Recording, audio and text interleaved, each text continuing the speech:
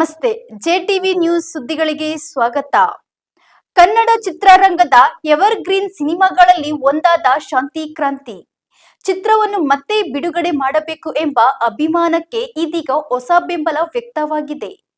ಕನ್ನಡ ಪರ ಹೋರಾಟಗಾರ ರೂಪೇಶ್ ರಾಜಣ್ಣ ಈ ಕುರಿತು ಭಾವನಾತ್ಮಕವಾಗಿ ಮಾತನಾಡಿದ್ದು, ಅಂದು ಶಾಂತಿಯಾಗಿದ್ದ ಚಿತ್ರ ಇಂದು ಕ್ರಾಂತಿಯಾಗಲಿ, ಶಾಂತಿ ಕ್ರಾಂತಿ ಪುನರ್ ಬಿಡುಗಡೆಯಾಗಲಿ, ಅಂದು ಸೋತಿದ್ದ ರವಿಚಂದ್ರನ್ ಸರ್ ಇಂದು ಗೆದ್ದು ಬೀಗಲಿ ಎಂದು ಅಭಿಪ್ರಾಯ ವ್ಯಕ್ತಪಡಿಸಿದ್ದಾರೆ. ಶಾಂತಿ ಕ್ರಾಂತಿ ಚಿತ್ರದ ಪುನರ್ ಬಿಡುಗಡೆ ಕುರಿತು ರೂಪೇಶ್ ರಾಜಣ್ಣ ಅವರು ಹೇಳಿದ್ದೇನು, ಅವರ ಮಾತುಗಳಲ್ಲೇ ಕೇಳೋಣ. ಎಲ್ಲ ಪ್ರೀತಿ ಕನ್ನಡಿಗರೇ ನಮಸ್ಕಾರ. ಇನ್ಸ್ಟಾಗ್ರಾಮ್ ಅಲ್ಲಿ ದೊಡ್ಡ ಟ್ರೆಂಡ್ ಆಗ್ತಾ ಇದೆ ಈಗೊಂದು. ಭೂಮಿ ಮೇಲೆ ಪ್ರತಿದಿನವೂ ಒಳ್ಳೆ ಜನರು ಹುಟ್ಟೋದಿಲ್ಲ,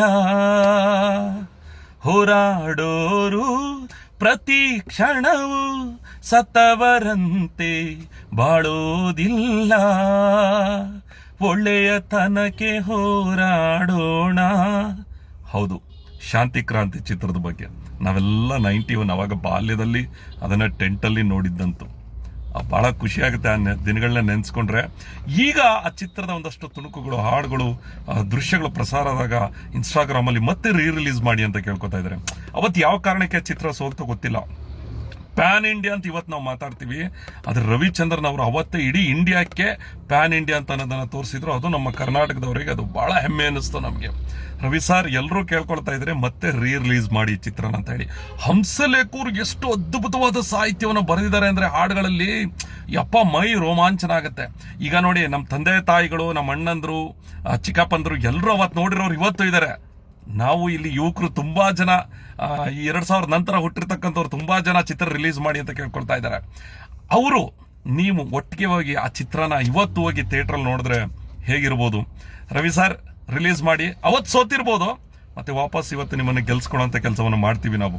ಯಾಕಂದ್ರೆ ಚಿತ್ರೋದ್ಯಮದ ಮುಖಾಂತರ ತಾವು ಚಿತ್ರ ರಸಿಕರಿಗಾಗಿಯೇ ತಾವು ಬದುಕ್ಬಿಟ್ರಿ.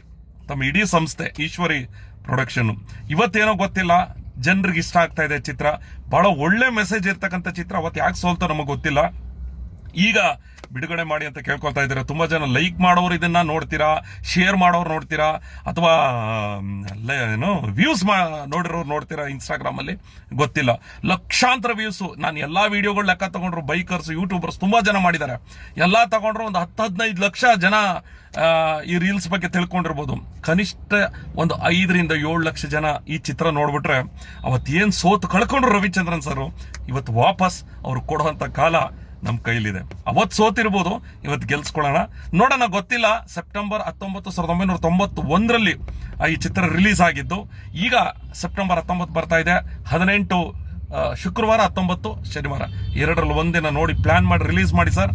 ನೋಡೋನ್ ಕೈ ನಾವು ನೀವೆಲ್ಲರೂ ಸೇರಿ ಈ ಚಿತ್ರನ ಮತ್ತೊಮ್ಮೆ ನೋಡಿ ಆ ಬಾಲ್ಯದ ದಿನಗಳನ್ನ ನಾವೆಲ್ಲ ನೆನೆಯೋಣ ಅಂತ ಹೇಳ್ತಾ, ಶಾಂತಿ ಕ್ರಾಂತಿ ಮತ್ತೆ ರಿಲೀಸ್ ಆದ್ರೆ ಆ ಚಿತ್ರಕ್ಕೆ ಶುಭವಾಗ್ಲಿ.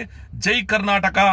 ಮಧ್ಯರಾತ್ರಿಲಿ ಹೈವೇ ರಸ್ತೆಯಲ್ಲಿ ಹೆಂಗಿರ್ತದೆ ಈಗ ಥಿಯೇಟರ್ ಅಲ್ಲಿ ಕೂತ್ಕೊಂಡು ಆ ಹಾಡು ನೋಡ್ತಾ ಇದ್ರೆ ಸೂಪರ್. ಎಲ್ರಿಗೂ ಒಳ್ಳೇದಾಗ್ಲಿ.